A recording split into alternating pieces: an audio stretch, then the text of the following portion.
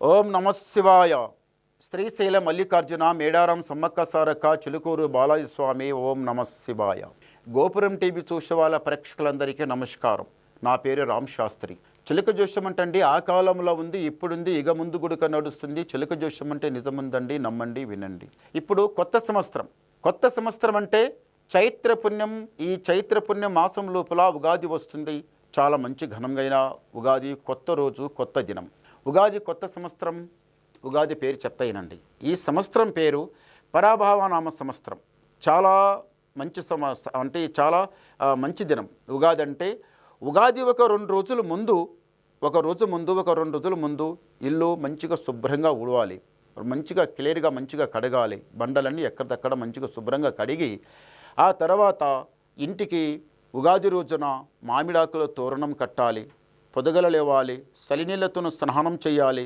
స్నానం చేసిన తర్వాత సూర్యభగవానికి నమస్కారం చేయాలి. తప్పనిసరి 100కి 100 రూపాయలు సూర్యభగవానికి నమస్కారం చేయాలి. చేసిన తర్వాత ఇంటి లోపల పూజా గదిలో వెళ్ళి దీపహారం పెట్టి తన కులదేవినికి నమస్కారం చేసి ఆ తర్వాత గుడికి వెళ్ళాలి.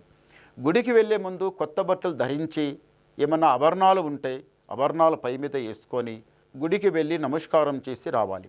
గుడికి వెళ్ళి నమస్కారం చేసి వచ్చిన తర్వాత ఏముంటుంది?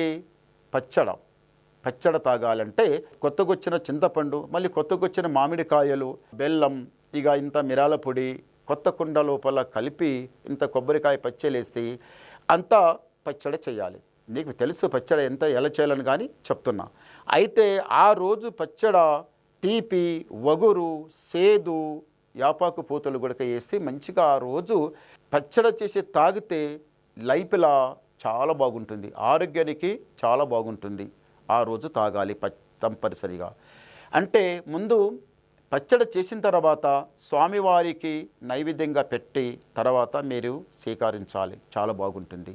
ఆ రోజు ఆ పచ్చడి తాగిన తర్వాత పోలేలు తినాలి. పోలేలు అంటే తీపి వంటలు ఎన్నో ఉంటాయి, చాలా తీస్తారు తీపి వంటలు. అవన్నీ చేసినా కానీ పోలేలు మాత్రం తప్పనిసరిగా తినాలి. ఆ రోజు అన్నిటికన్నా ముఖ్యం పోలేలు తినాలి. చాలా బాగుంటుంది. మళ్ళీ ఒకటి, ఈ కొత్త సంవత్సరం అంతా లైఫ్ అంతా 12 రాశుల మీద ఏ రాశి వాళ్ళకి ఎట్లా గురుబలం ఎట్లా ఉంది, ఏ రాశి వాళ్ళకి శని బలం ఎట్లా ఉంది మేము ఎంత చెప్పినా కానీ ఇలా ఉగాది రోజున సాయంత్రం బ్రాహ్మణ్ దగ్గర వెళ్ళి తను చూపించుకోవాలి.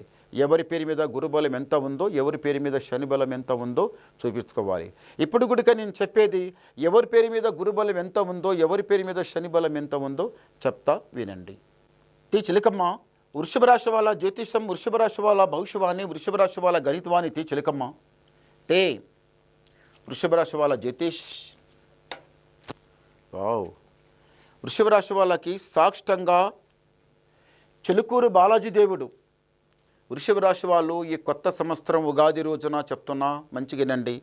చిలుకూరు బాలాజీ దేవుడు అంటే చాలా గొప్ప దేవుడు, మహాదేవుడు.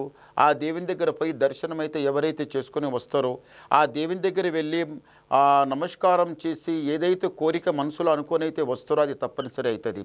ఈ దేశం కాక విదేశీ ప్రయాణం పోయిన వాళ్ళు, ఏదైనా బిజినెస్ పెట్టాలనుకున్న వాళ్ళు, ఏదైనా జాబ్ కావాలనుకున్న వాళ్ళు, ఏదైనా కావాలనుకొని ఆ స్వామివారికి నమస్కారం చేస్తే అది తప్పనిసరి జరుగుతుంది, మంచి జరుగుతుంది. వృషభ రాశి వాళ్లకు గురు ఎన్నిట్లో ఉన్నాడు, శని ఎన్నిట్లో ఉన్నదు, మంచి ఎంత చెడు ఎంత గణితం వేసి చెప్తా వినండి. ఓం నమ శివాయ. ఈ రాశి వాళ్లకు బేస్ గబలు పడ్డాయి, 6 పడ్డాయి.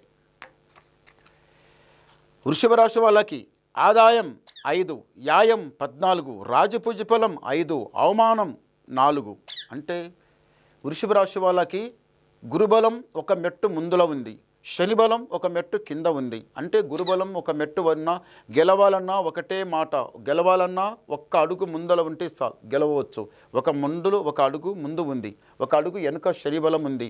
ఈసారి మీరు ప్రయత్నం చేయండి, నీకు అంతా జయమే జరుగుతుంది. మంచి చేసే టైం ముందల ఉన్నది, అంతా జయమే జరుగుతుంది. కష్టాలు నష్టాలంటే అది నెత్తి మీద అది ఉంటాయి, దరిద్రం. అలా ఉండాలంటే పోవాలనుకుంటే ఒకసారి శ్రీశైల మల్లికార్జున స్వామి దర్శనం చేసుకుని రండి, మీకు జయం జరుగుతుంది, మంచి జరుగుతుంది. మీరు ఇంకేమన్నా వినాలనుకుంటే నాకు ఫోన్ ద్వారా మాట్లాడండి, మీ డౌట్ క్లియర్ చేసేస్తా, ఉన్నది మొత్తం చెప్పేస్తా. నమస్కారం.